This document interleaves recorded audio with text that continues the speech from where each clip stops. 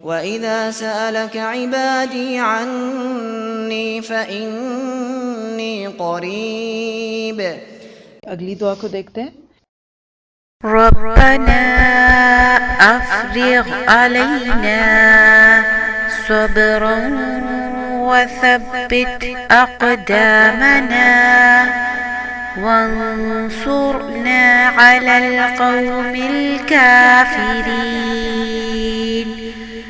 ربنا افرغ علينا صبرا وثبت اقدامنا وانصرنا على القوم الكافرين۔ چلیے اب اس کا ترجمہ لکھتے ہیں۔ ربنا، اے ہمارے رب، افرغ، ڈال دے، علینا، ہم پر، صبرن، صبر، وثبت، اور جما دے، اقدامنا، ہمارے قدموں کو، وانصرنا، اور ہماری مدد فرما، علی القوم الکافرین، کافر قوم پر۔ اے ہمارے رب، ہم پہ صبر کا فیضان کر دے اور ہمارے قدموں کو جما دے، اور کافر قوم کے مقابلے میں ہماری مدد فرما۔ یہ دعا اس وقت اللہ تعالیٰ نے ایمان والوں کو جب مکہ میں ظلم تھے اور مسلمان کفار کی طرف سے مشکلات سہ رہے تھے۔ ہر دور میں اسلام کے نام پہ مشکلات تو آتی ہیں، جیسا ایمان ہوتا ہے ویسی مشکلات ہوتی ہیں۔ زیادہ ایمان ہوتا ہے تو بڑی مشکل ہے، کم ایمان ہوتا ہے تو چھوٹی مشکل ہے۔ یہ الگ بات ہے کہ جب ایمان کمزور ہوتا ہے تو چھوٹی سی بات کو بھی انسان بڑا محسوس کرتے ہیں، اور جب ایمان زیادہ ہوتا ہے تو کوڑے کھا کے بھی احد احد کی آواز آتی ہے، ایک ہی پکار لگتی ہے۔ کبھی بھی کسی کو ایسا لگے، یہ دعا بہت فائدہ دیتی ہے۔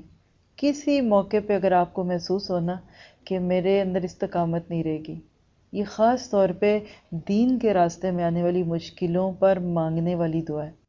گھر میں مخالفت ہے، کبھی شوہر پسند نہیں کرتے، کبھی سسرال والے پسند نہیں کرتے، کبھی گھر والے پسند نہیں کرتے، حالانکہ حقیقت ہے کہ انسان خود نہیں پسند کر رہا ہوتا، تو اللہ تعالیٰ خوب ٹھوک بجا کے دیکھتے ہیں کہ یہ کھرا ہے، یہ اپنا بندہ ہے یا ایسی سنا کے آگے، یہ ایسے اوپر اوپر سے اس بات کو سننے والا ہے یا دل کی گہرائیوں سے سننے والا ہے۔ تھوڑی تھوڑی مشکلات آتی ہیں، کوئی ادھر سے بات کرے گا، کوئی ادھر سے، لیکن ان ساری باتوں پہ اگر وہ بندہ جمع رہا تو پھر اللہ تعالیٰ اس کو صبر دے دیتا ہے، پھر وہ اتنا جم جاتا ہے کہ وہ دوسروں کو بھی جما دیتا ہے۔ بس آپ دیکھیے کہ جب کوئی دیوار بنتی ہے نا تو شروع میں جو اینٹیں لگائی جاتی ہیں وہ بڑی کچی ہوتی ہیں، آپ لگانے کے باوجود بھی دیکھیں تو وہ گیلی گیلی ہوگی، لیکن ایک دفعہ جو ایک اینٹ جم جاتی ہے نا، سیمنٹ سوکھ گیا، اس کا گارا سوکھ گیا، تو بعد میں وہی جمی ہوئی اینٹ دوسری اگلی لگنے والی اینٹ کو سہارا بھی دیتی ہے۔ بالکل اسی طرح جب ہم دین پہ جم جاتے ہیں نا تو ہم دوسرے نئے آنے والوں کو بھی سہارا دیتے ہیں، لیکن جب مسلمان خود ہی اپنے دین پہ نہیں جمتا نا تو وہ دوسروں کو دین کی طرف آنے ہی نہیں دیتا، کیونکہ وہ لوگ آتے ہوئے ڈریں گے کہ پتہ نہیں کسی بھی وقت یہ دیوار گر جائے گی۔ تو ہمیں بڑے شعور کے ساتھ یہ دعا مانگنی چاہیے، کوئی مسئلہ آ جائے، ربنا افرغ علینا صبرا، اور صبر کے تو اتنے مختلف اینگل ہیں، پورا دین صبر ہے۔ لا الہ الا اللہ، رب کو ایک ماننا صبر کا تقاضا کرتا ہے، غیر اللہ کو ختم کرنا بہت مشکل ہے، محمد رسول اللہ کہنا صبر کا تقاضا کرتا ہے، کیونکہ ہر دور میں لوگ نت نئے شوشے پیش کرتے ہیں کہ جو لوگوں کو وہ دین آسان لگتا ہے اور محمد رسول اللہ کا لایا وہ دین مشکل لگتا ہے۔ نماز پڑھی جا سکتی ہے اگر صبر نہ ہو، دل کیا چاہتا ہے، کھانے کو، پینے کو، سونے کو، ہر چیز نفس کو اچھی لگتی ہے نا جو، تو نماز میں تو آپ کچھ نہیں کر سکتے۔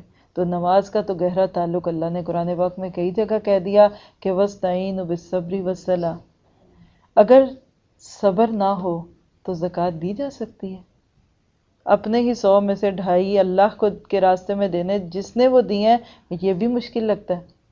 صبر کرتا ہے بندہ، نفس پہ جبر کرتا ہے پھر دیتا ہے۔ کیا رشتہ داروں سے اچھا سلوک ہو سکتا ہے اگر صبر نہ ہو؟